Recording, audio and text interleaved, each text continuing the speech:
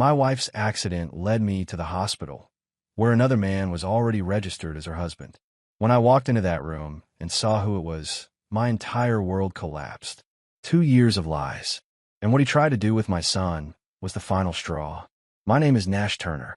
I'm 44 years old, and for the past 19 years, I've represented some of the biggest names in professional hockey. When a kid from Saskatchewan dreams of making it to the NHL, when a veteran center needs to negotiate his final contract, when a franchise player wants to secure his legacy, they call me. I've closed deals worth over $200 million in my career. I know how to read people, spot deception, identify leverage points in any negotiation. Or at least I thought I did. Turns out, the skills that made me successful in boardrooms meant nothing when the people deceiving me were the ones I loved most. I married Rebecca Lawson 20 years ago in Boston, right after I landed my first major client, a defensive prospect who'd eventually become a 3-time All-Star. She was 22, working as an event coordinator at the Bruins Arena, where I spent half my life scouting talent and building relationships. I was 24, hungry, and convinced I could conquer the world. She believed in me when nobody else did. Through the lean years when I was barely scraping by, sleeping on a friend's couch between road trips, through the 70-hour weeks when I was building my client roster one meeting at a time, through every triumph and brutal setback, she was there. We built something real. At least, that's what I believed. 2 kids who became the center of our universe. The reason I fought so hard to succeed. Alexis, 16 now, is one of the top competitive swimmers in the state. Regional champion 3 years running, with legitimate Olympic trials on the horizon. The girl's got discipline that would put most professional athletes to shame. 4:30 a.m. practices, 6 days a week, straight A's in school. Mason, 14, plays junior hockey at an elite level with the Boston Thunder program. Scouts from major prep schools have already started circling, making promises about pathways to college programs and beyond. The kid's got my drive and his mother's grace under pressure. Or so I thought. Derek Hamilton entered my life 18 years ago at a sports management conference in New York. Fresh out of Columbia Business School, sharp as hell, and ambitious enough to match my own hunger. We started as competitors, both chasing the same clients in a cutthroat market where relationships meant everything and one wrong move could cost you a career. Then one night over whiskey at a hotel bar, after we'd both lost a prospect to a bigger agency, we realized we were better as partners than adversaries. He became my closest friend, my business confidant, the guy I trusted with everything that mattered in my professional and personal life. Together, we built something extraordinary. While I handled the athlete relationships and contract negotiations, Derek managed the business operations, marketing, and territorial expansion.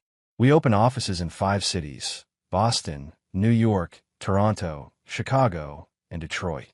Our roster grew to include 43 professional athletes across hockey, baseball, and football. Last year alone, we cleared $8 million in commissions.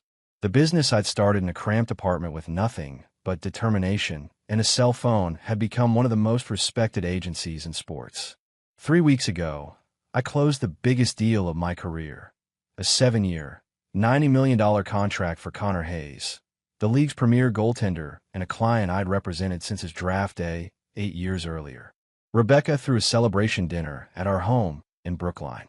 Derek was there, raising his glass to toast our success, telling stories that made everyone laugh. My family, my best friend, my perfect life, all gathered under one roof. I had no idea that in 72 hours, I'd discovered that everything I thought was real had been a carefully constructed lie.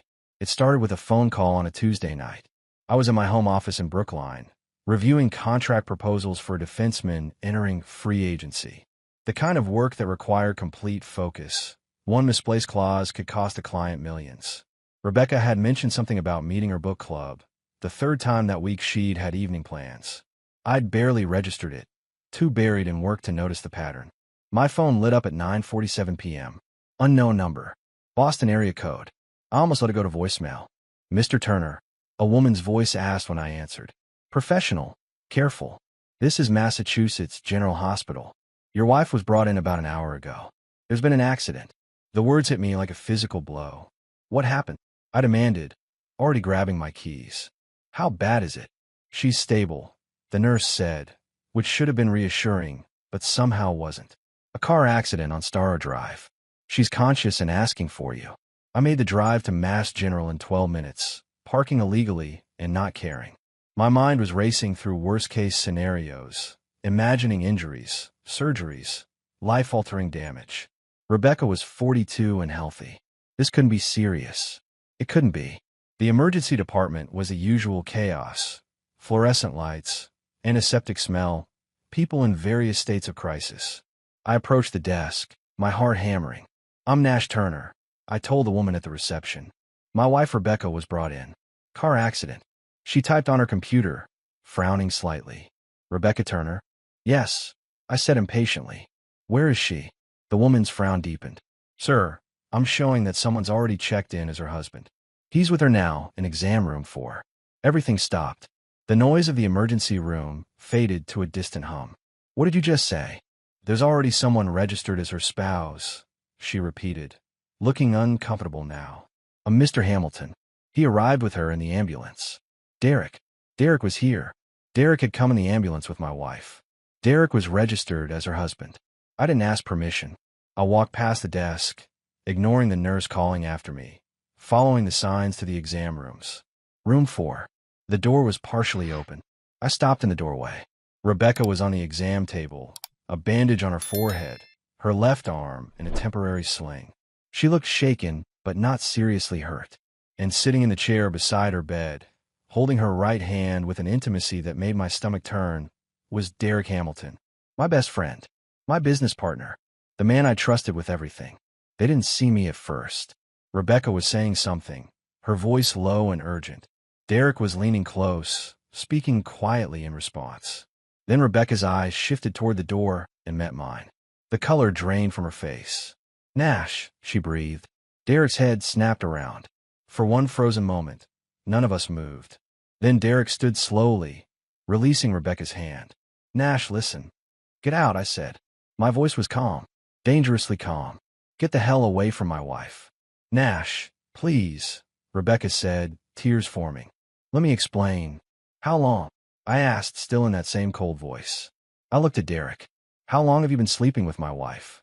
Derek's face went pale. We didn't." "How long?" I repeated, taking one step into the room. Rebecca started crying. Derek opened his mouth, closed it, then said quietly, 2 years. 2 years. 730 days of lies. Of looking me in the eye, sharing meals at my table, playing with my kids, closing business deals together, all while he was betraying me in the worst possible way. I turned and walked out without another word. Behind me, Rebecca called my name, her voice breaking. I kept walking.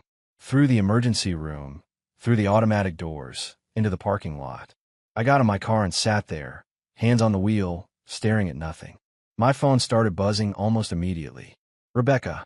I rejected the call. It buzzed again. Rejected. Again. Again. Again. By the time I drove home, she called 33 times. I didn't answer once. The house felt different when I walked in that night. Same furniture, same photos on the walls, same everything, but it all looked like a stage set now. Props in a performance I'd been too stupid to realize I was watching. I went straight to my office and locked the door. My phone wouldn't stop buzzing. Rebecca. Derek. Rebecca again. Text messages piling up faster than I could ignore them. I turned the phone face down and opened my laptop instead. If there was one thing 20 years of contract negotiations had taught me, it was this: emotion loses, logic wins. And right now, I needed logic more than I'd ever needed anything. I started with the obvious places: bank accounts, credit card statements. Our finances had always been joint. I'd insisted on it, believed in complete transparency. What a joke that seemed now. I pulled up the records for the last 3 years, searching for patterns I'd been too trusting to notice before. There, monthly charges to the Langham Hotel in Boston. Always the same amount. Always on weeknights when I'd been traveling for client meetings. Dinner charges at restaurants I'd never been to, in amounts that suggested 2 people, not one. A separate credit card I didn't recognize, issued 6 months ago under Rebecca's name, with a billing address I didn't know. I kept digging. Cell phone records showed hundreds of calls between Rebecca and Derek, many lasting 30 minutes or more. Text messages I couldn't access without her password, but the metadata told me enough.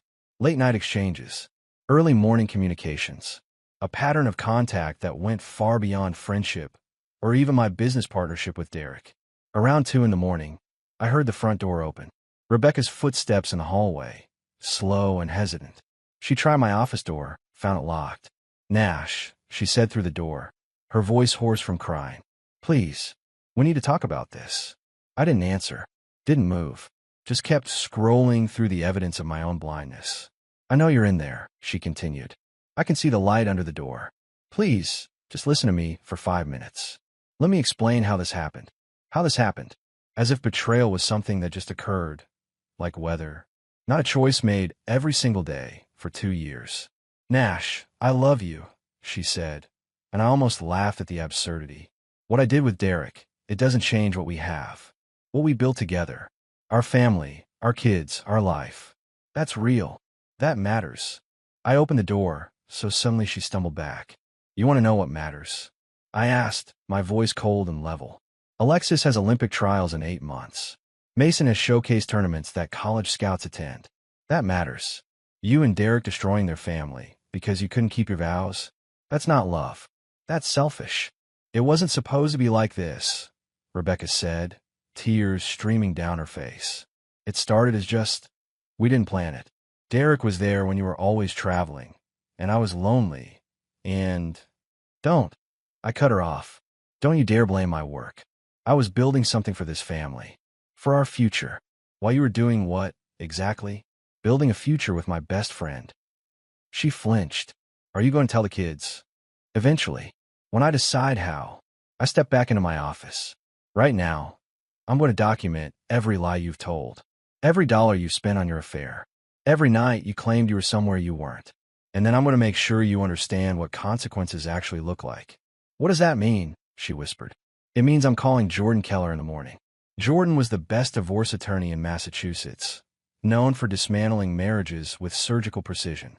"It means you should probably find yourself a lawyer. A good one." I closed the door in her face and locked it again. Behind the door, I heard her sink to the floor, sobbing.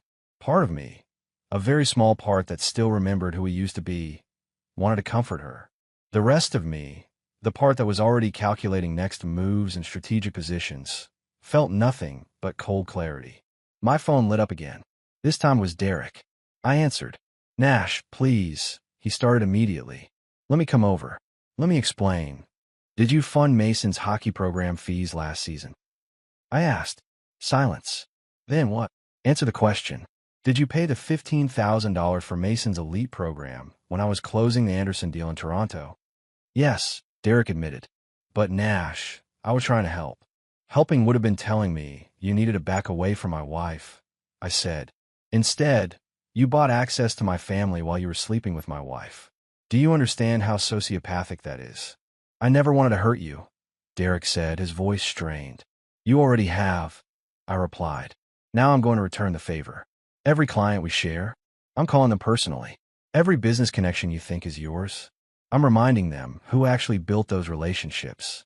By the end of next week, you're going to understand what it feels like to lose everything that matters." "Nash, don't do this." The agency is mine," I said flatly. "Check the incorporation papers. Majority ownership. You're a partner in name, but the structure gives me final say on everything.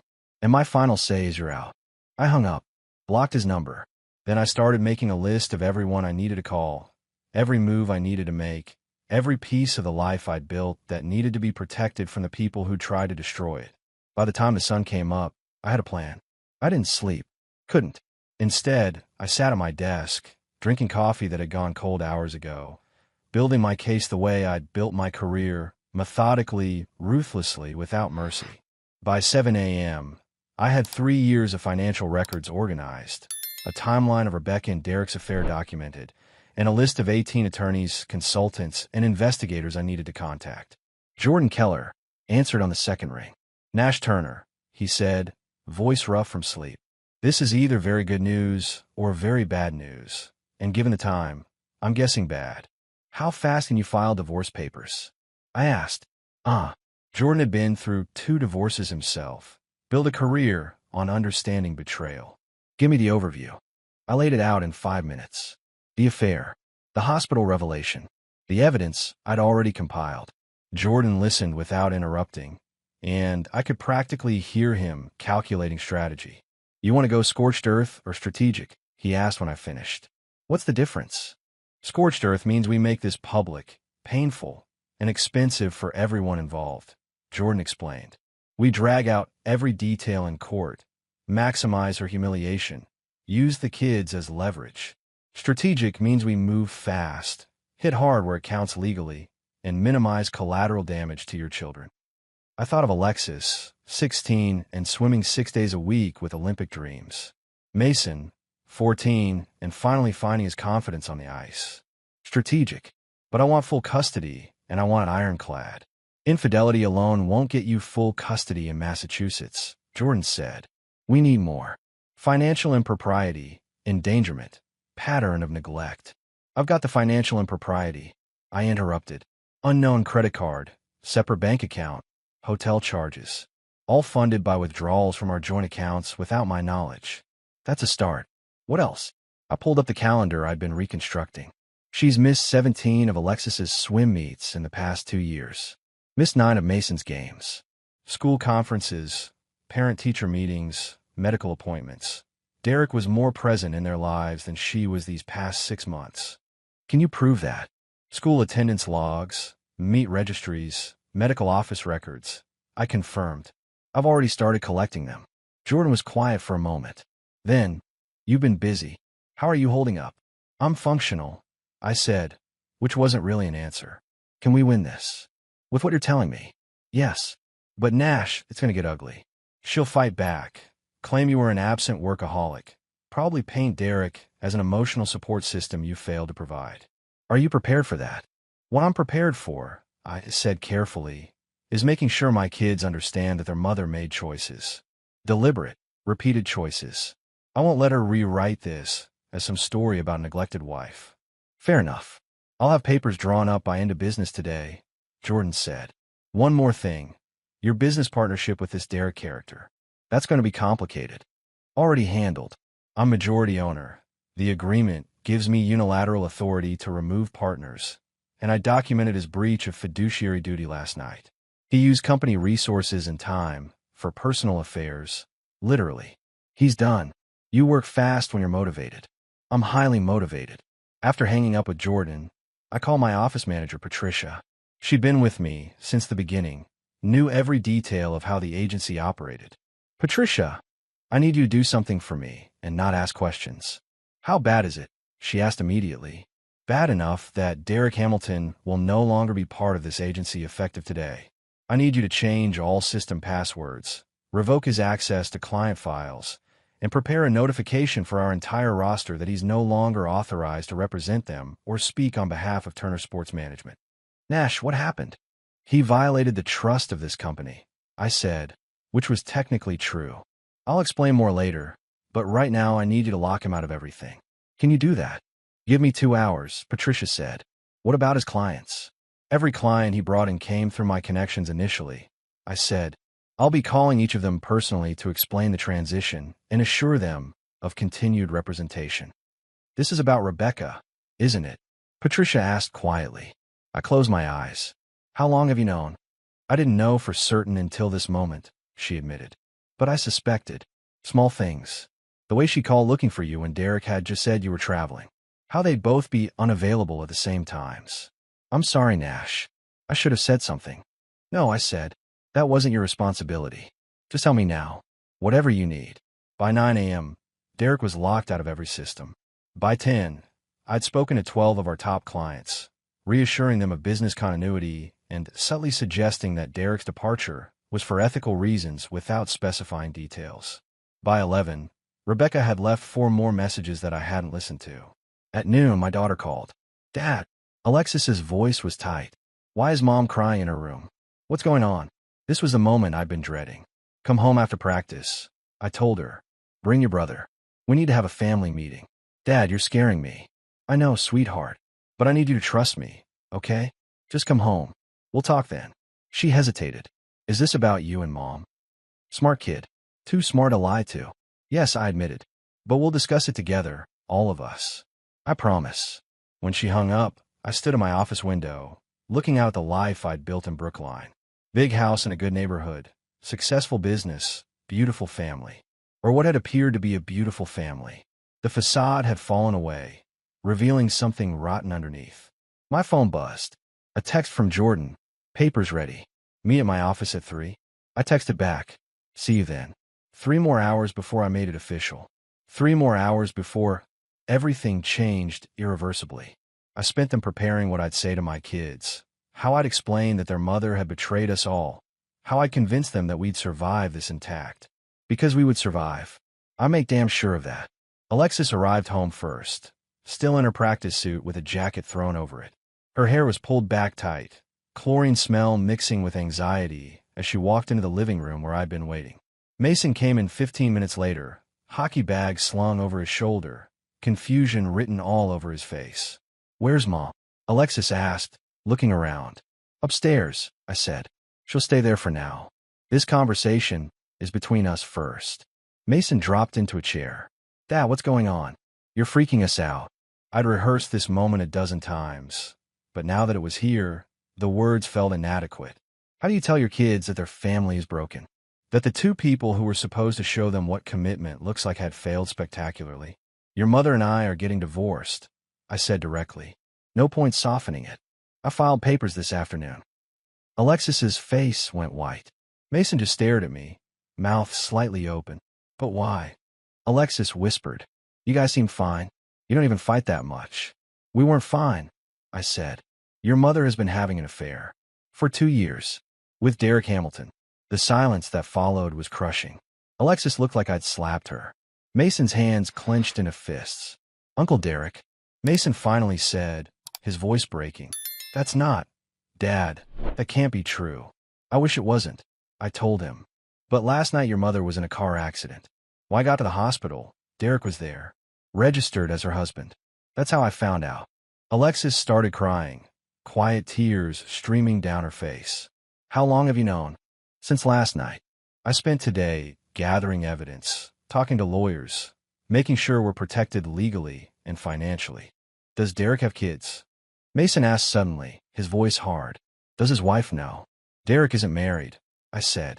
Never has been. It was just him and your mother, lying to all of us. I can't believe this, Alexis said, wiping her eyes roughly. How could she do this? How could he? He's been at every single one of my meets this season. He bought Mason that custom stick for Christmas. He was family. He pretended to be family. I corrected, while betraying it. That's who he really is. Mason stood up abruptly. I want to talk to Mom. Not yet, I said firmly. Right now, you both need time to process this. Your mother will have her chance to explain, but she doesn't get to spin this into some story that makes it acceptable. What she did was wrong. Period. What happens now? Alexis asked, her voice small. Where are we going to live? What about my training? Mason's hockey. Nothing changes for you too, I assured her. You stay here with me. Your training continues exactly as planned. Mason's program stays funded. Your lives stay stable. The only things changing are the adults who failed you. Does the whole agency know? Mason asked. Are people talking about it? Some people know Derek is out, I said. They don't even know why. That's nobody's business but ours. If anyone asks you anything, you tell them it's a private family matter and walk away. Understood. Both kids nodded, but Alexis was still crying. I should have seen something. There must have been signs. This isn't on you, I said sharply. Neither of you had any obligation to police your mother's behavior. She's the adult. She made choices. Don't you dare take responsibility for her failures. Mason looked at me with an expression far older than 14. Are you okay, Dad? The question caught me off guard. Was I okay? No. I was functioning, operating, executing a plan, but okay? That was a different question entirely. I will be, I said, which was probably the most honest answer I could give. And so will you too. We're going to get through this together. 2 days after I told the kids, Mason came to my office with his phone in his hand and fury in his eyes. Derek's been texting me, he said without preamble. Wants to meet up, explain his side. Says you're not being fair to him. I looked up from the contract I'd been reviewing. Show me. Mason handed over his phone. The messages were exactly what I expected. Manipulative, self-pitying, positioning Derek as the victim of circumstances rather than the architect of betrayal. Your dad isn't telling you everything. There are two sides to every story. I care about you guys. Always have. Can we talk? What do you want to do? I asked, handing the phone back. I want to tell him to go to hell, Mason said. But I also want to hear what excuse he thinks is good enough for this. Then meet with him, I said, surprising him. Your choice. But Mason, whatever he tells you, remember this. Adults who make good choices don't need to explain them. They speak for themselves. If Derek needs an hour to justify what he did, that should tell you everything. Mason studied me. You're really okay with me meeting him? I trust your judgment, I said. You're smart enough to see through whatever story he's selling. But I want you to do one thing for me. What? Record the conversation on your phone. Not to use against him necessarily, but so you have an accurate record of what was actually said. Memory gets fuzzy. Audio doesn't lie. Mason nodded slowly. That's pretty cold, Dad. I'm learning to be, I admitted. The meeting happened 2 days later at a coffee shop near Boston Commons. Mason recorded everything, just like I'd suggested. When he came home that afternoon, his jaw was set tight, and his eyes looked older. He cried. Mason said, sitting across from me. Actual tears. Said he never meant to hurt anyone, that he and Mom just connected on a level you two never had. Said love isn't something you can control. What did you say? I asked him if he loved us too. Me and Alexis. If watching us grow up, being part of our lives, if that mattered at all. Mason's voice was steady but cold. Know what he said? I waited. He said we'd always be important to him. That he hoped someday we could understand. That adults make complicated choices that kids can't always comprehend. Mason looked at me. So, I told him I comprehended just fine. That he's a coward who destroyed my family because he wanted something that wasn't his. Then I left. Pride swelled in my chest. That took guts. I also told him if he ever contacts me or Alexis again, I'm blocking his number, and he can explain to a judge why he's harassing minors. Mason managed a grim smile. Learn that from you.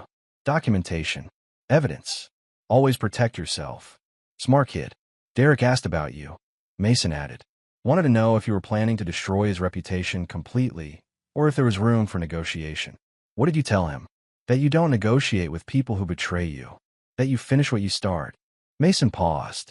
Was I right? I thought about the calls I'd made, the clients I'd redirected, the quiet conversations with industry contacts that would ensure Derek Hamilton's career in sports management was effectively over. Not through malice, but through simple truth. He'd violated trust at the most fundamental level, and word traveled fast in small industries. You were right. I confirmed. I finish what I start. The DNA test results arrived on a Tuesday afternoon, delivered in a plain white envelope that felt like it weighed 1,000 pounds. I'd ordered the test 3 days after discovering the affair, driven by a paranoid need to verify everything I thought I knew. If Rebecca could lie about Derek for 2 years, what else had she lied about? I sat in my office, the envelope unopened on my desk, staring at it like it might detonate. Mason was 14. I'd been there for his birth, cut the umbilical cord, held him when he was minutes old. I taught him to skate, watched him develop into the player he was today, saw myself reflected in his determination and competitive fire. But what if biology said otherwise? I tore open the envelope. The lab report was clinical, precise, mathematical. Probability of paternity, 99.97%. Mason was mine. Genetically, unquestionably mine. The relief was physical, like someone had lifted a concrete block off my chest. I sat back in my chair, eyes closed, breathing through the realization of how badly I needed that confirmation. Not because I'd love Mason any less. I knew that much about myself, but because I needed to know Rebecca hadn't taken that from me too. Alexis's results were in a second envelope. I'd tested her as well, needed complete certainty. Same result, 99.98% probability of paternity. Both kids were biologically mine. The family I thought I had was real in at least that fundamental way. I was still processing when my phone rang. Jordan Keller, my attorney. Nash, he said without preamble. We've got a problem. Rebecca's lawyer just filed a motion claiming you've been financially controlling throughout the marriage, that she had no access to independent funds, and that you're using your wealth and connections to intimidate her into an unfair settlement. I almost laughed. She had full access to every account. Joint credit cards, joint checking, joint savings. I never restricted anything. Can you prove she had access? Bank records show her making withdrawals and charges constantly, including the charges she made to fund her affair with Derek. Good. We'll need that documentation. But Nash, there's something else. She's claiming Derek was providing her emotional support that you failed to give. That your constant travel and focus on work left her isolated and vulnerable. So she's making me the villain, I said flatly. Classic move. The neglectful husband who drove his wife into another man's arms. Essentially, yes. How do you want to respond? With facts, I said. I travel for work, yes. To build a business that provided a 7-figure annual income for our family. While I was working, Rebecca chose to spend her time with Derek instead of with our children. We have documented evidence of missed events, absent parenting, prioritization of her affair over her kids. Let her try to spin that as my fault. After hanging up with Jordan, I called Mason and Alexis into my office. They came in together, and I could see the anxiety in their faces. Every time I called a family meeting now, they brace for bad news. I need to tell you something, I said. After I found out about your mother's affair, I had DNA tests done. For both of you. Alexis's hand flew to her mouth. Mason went very still. The results came back today. I continued. You're both mine. Biologically, genetically, unquestionably mine. I'm telling you this because I don't want you hearing it somewhere else. And because I want you to know that even when I was questioning everything else, I never questioned that you're my children. Biology just confirmed what I already knew in every way that matters. Did you think we weren't? Mason asked quietly. I needed to verify everything, I admitted. Your mother's betrayal made me doubt my own judgment. I had to know for certain. Alexis was crying again. She'd been doing a lot of that lately. Does Mom know you tested us? Not yet, but she will. It'll come out in the divorce proceedings. She's going to lose it, Mason predicted. Probably, but that's not your problem to manage. Your job is to keep swimming, keep playing hockey, keep being the incredible kids you've always been. My job is to handle the adults and their consequences. Mason stood up. Dad, I need to tell you something. Derek offered me money. I looked up sharply. What? Before I told him off at the coffee shop. He said if I could convince you to back off legally, to settle the divorce quietly, and let him stay in the agency, he'd pay for my entire junior hockey program. Next 3 years. All expenses, plus connections to college scouts. My hands clenched. When were you planning to tell me this? I'm telling you now.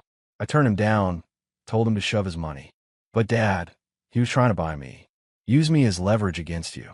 I felt rage building, cold and precise. Derek wasn't just content with destroying my marriage. He wanted to use my son as a bargaining chip.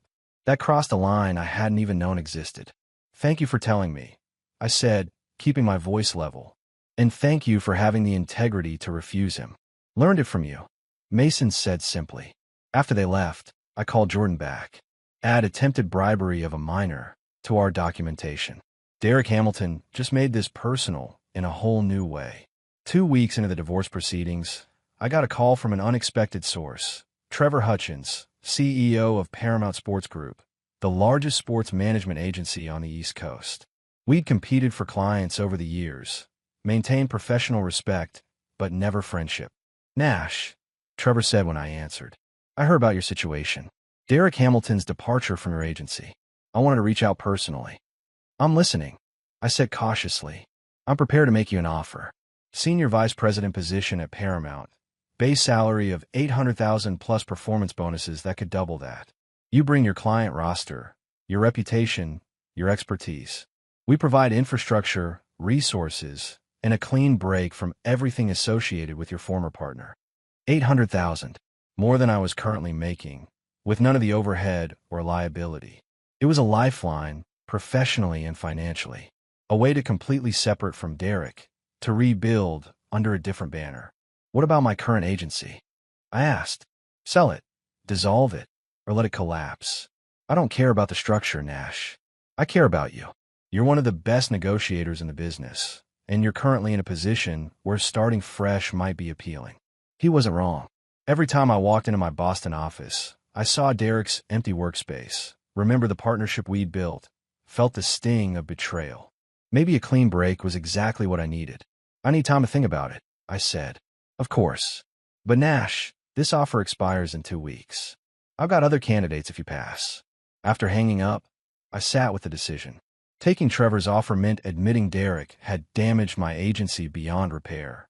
It meant abandoning something I'd built from nothing, letting the betrayal win in at least one arena. But it also meant financial security, career stability, and distance from the wreckage of my marriage. I called Alexis and Mason into my office that evening. I need your input on something, I said, which surprised them. I've been making all the decisions lately without consultation. I've been offered a job at Paramount Sports Group, I explained. Significant pay increase, better resources, chance to start fresh. But it means closing down my agency. What I built with Derek. Everything I've worked for the past 18 years. Would we have to move? Alexis asked immediately, always practical. No. Paramount's Boston office is downtown. Same city, same house, same schools. Mason leaned forward. Do you want to take it? Honest question. Deserve an honest answer. Part of me wants to prove I can rebuild my agency without Derek. That his betrayal didn't destroy what I created. But another part knows that every day I walk into that office, I'm reminded of his lies. Maybe starting fresh isn't weakness. Maybe it's strategy. Take the job, Dad, Alexis said firmly. You've already proven you can build something from nothing. You don't need to prove it again. And we need you stable, focused, not fighting ghosts. Mason nodded agreement. Plus, $800,000. That's not nothing. My hockey program costs a fortune. I smiled slightly. Always thinking practically, you too. Learned it from you. Alexis echoed her brother's earlier words. The next morning, I called Trevor Hutchins. I accept your offer. When do you need me to start? 30 days, Trevor said. That give you enough time to transition clients and close out your current obligations. More than enough. After ending the call, I felt something unfamiliar. Not quite peace, but something adjacent to it. For momentum. A path that led somewhere other than endless litigation and bitter memory. Derek had taken my wife, my best friend status, and temporarily my faith in my own judgment. But he hadn't taken my talent, my reputation, or my ability to rebuild. In the end, maybe that was the real victory. 8 months after the divorce was finalized, I stood poolside at the Olympic trials in Indianapolis, watching Alexis prepare for the most important race of her young life. The 200-meter freestyle finals. Top 2 finishers made the Olympic team. 3rd place went home. She trained relentlessly since the family fell apart, channeling her pain into perfection in the water. 4:30 a.m. practices without complaint. Extra sessions with her coach. Nutritional discipline that impressed even me. The girl had transformed grief into fuel. Rebecca was there, somewhere in the stands. We'd agreed she could attend major events, but separately, with no interaction unless the kids initiated it. Alexis had been clear. Her mother could watch, but not celebrate. Not yet. Maybe not ever. Derek, thankfully, was nowhere to be seen. His career in sports management had collapsed exactly as I predicted. No clients would touch him after word spread about the affair. Last I'd heard, he was working in pharmaceutical sales somewhere in Connecticut, as far from Boston as he could manage while staying on the East Coast. Dad, Mason said beside me, pulling me from my thoughts. She's up next. Alexis stood behind the starting block, shaking out her arms, her face a mask of concentration. She looked so much like Rebecca at that age, it physically hurt sometimes. But the steel in her spine, the refusal to quit, that was all mine. The starter's signal sounded. 8 swimmers launched into the water. Alexis's dive was perfect, her underwater kick powerful and precise. She surfaced in 3rd place, began her stroke, and I could see the years of training in every movement. By the 100-meter turn, she'd moved to 2nd. By 150, she was neck and neck with the leader. The final 50 meters felt like they lasted an hour. Alexis dug deep, found something extra, and touched the wall. 2nd place by 0.03 of a second. She'd made the Olympic team. Mason was screaming beside me, jumping up and down. I stood frozen, watching Alexis surface and see her time, watching the realization hit her face. She'd done it. Despite everything our family had been through, Despite the pain and betrayal and chaos, she'd achieved her dream. When she climbed out of the pool, she looked directly at me, not at Rebecca somewhere in the stands. At me, the parent who'd been there every step of the way. I met her at the athlete exit, and she collapsed into my arms, sobbing with relief and joy and exhaustion. "I did it, Dad," she whispered. "I actually did it. Never doubted you for a second." I told her, and meant it. Later that evening, back at the hotel, Rebecca tried to approach us in the lobby. Alexis saw her coming and physically stepped closer to me, a clear signal of whose side she'd chosen. "Alexis," Rebecca started, tears already forming. "I'm so proud of you. You were incredible today." "Thank you," Alexis said politely but coldly. "I need to go rest now. Big day tomorrow." Rebecca looked at me, desperation in her eyes. "Nash, please. She's my daughter too. Can't we?" "She made the Olympic team," I interrupted. "That's what matters today. Everything else is background noise." We walked away, leaving Rebecca standing alone in the lobby. Mason glanced back once, then kept walking. The kids had made their choices, drawn their boundaries. I'd supported those decisions without pushing them. Their relationship with their mother was theirs to define. That night, as Alexis posted photos on social media, her on the podium, her official Team USA gear, her Olympic credential, I noticed Rebecca's name wasn't tagged. Derek's definitely wasn't. Just me, Mason, and her coach. The people who'd earned their place in her moment. "Dad," Alexis said, looking up from her phone. "Thank you for not falling apart when everything else did. For being the constant. That's what fathers do," I said simply. "We show up. We stay. We don't quit." She smiled, and for the first time in 8 months, it reached her eyes completely. I learned from the best. 10 months after discovering Rebecca's affair, I sat in my new office at Paramount Sports Group, reviewing contract proposals for 3 potential Olympic athletes who wanted representation. The view from the 32nd floor showed all of Boston spread out below me, a city I'd conquered once and was conquering again, this time on my own terms. My phone buzzed. A text from Mason, committed to Boston University. Full ride. Coach says I'm projected for the NHL draft junior year. Pride swelled in my chest. My son, choosing a path that kept him close to home, that let me watch him develop into the player I always knew he could be. BU's hockey program was elite. Their coach was legendary, and Mason had earned every bit of that scholarship through relentless work. I texted back, "Proud of you. Dinner tonight to celebrate?" His response was immediate. "Yeah. Lexi's flying in from training camp too. Family dinner." Family. The word meant something different now. Smaller, perhaps, but infinitely more solid. No more lies. No more betrayal. No more wondering if the people at my table actually wanted to be there. The divorce had been finalized 3 months ago. Rebecca got a settlement that was fair, but not generous. Jordan had made sure of that. The evidence of her affair, the financial impropriety, the pattern of neglect toward the children had all worked in my favor. She'd walked away with enough to live comfortably, but not enough to fund the lifestyle she'd envisioned with Derek. Derek himself had declared bankruptcy 2 months ago. Turns out, without clients or income, maintaining his previous lifestyle became impossible. The offshore accounts I'd helped expose in Discovery had been seized. The reputation he'd spent 20 years building had evaporated. He tried to reach out once, sent me an email with the subject line, "Can we talk?" I deleted it without reading past the first line. Some bridges, once burned, should stay ash. My client roster at Paramount had grown to 62 athletes, including 8 Olympians and 12 active NHL players. Trevor Hutchins had been right. The move here had been strategic gold. I had resources now I'd never had at my smaller agency, support staff that free me to focus on negotiations, and zero emotional baggage tied to the building. Patricia, my former office manager, had come with me to Paramount. She'd been the first person I'd called when Trevor made the offer, asking if she'd consider jumping ship. Her answer had been immediate. "I work for you, Nash. Not for a building. Where you go, I go." That kind of loyalty meant everything now. At 6 p.m., I met Mason and Alexis at our favorite steakhouse in Brookline, the same place we'd celebrated when I'd closed the Connor Hayes deal a lifetime ago. Alexis was tanned from outdoor training sessions in California, her Olympic medal, bronze in the 200 freestyle, hanging from her rearview mirror in her car. Mason was bigger, broader, carrying himself with the confidence of an athlete who knew exactly where he was headed. To new beginnings, I said, raising my glass. To family, Alexis corrected, raising hers. To Dad, Mason added, for showing us what it looks like to take a hit and come back stronger.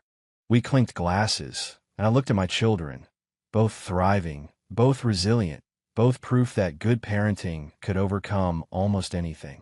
They'd been tested by circumstances no kid should face, and they'd emerged with integrity intact. Rebecca had texted me that morning, asking if she could attend Mason's commitment ceremony at BU. I'd forwarded the message to Mason without comment, letting him decide. His response had been measured. She can come, but she sits separately, and she doesn't get to pretend she was part of this.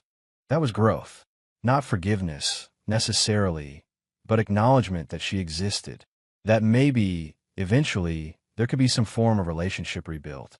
On his terms, in his time. As for me, I'd started dating again. Nothing serious yet, just dinners with a woman I'd met through work, a sports psychologist who consulted with Olympic teams. She knew my story, had no illusions about where I was emotionally, and respected the boundaries I'd set around my kids and my healing. Life wasn't perfect. I still had moments where the betrayal hit me fresh, where I wondered what I'd missed, what I could have done differently. But those moments were getting shorter, less frequent, easier to move past. Dad, Alexis said, pulling me back to the present. You zoned out. Just thinking, I said, about how far we've come. We're okay, aren't we? Mason asked, something vulnerable in his voice.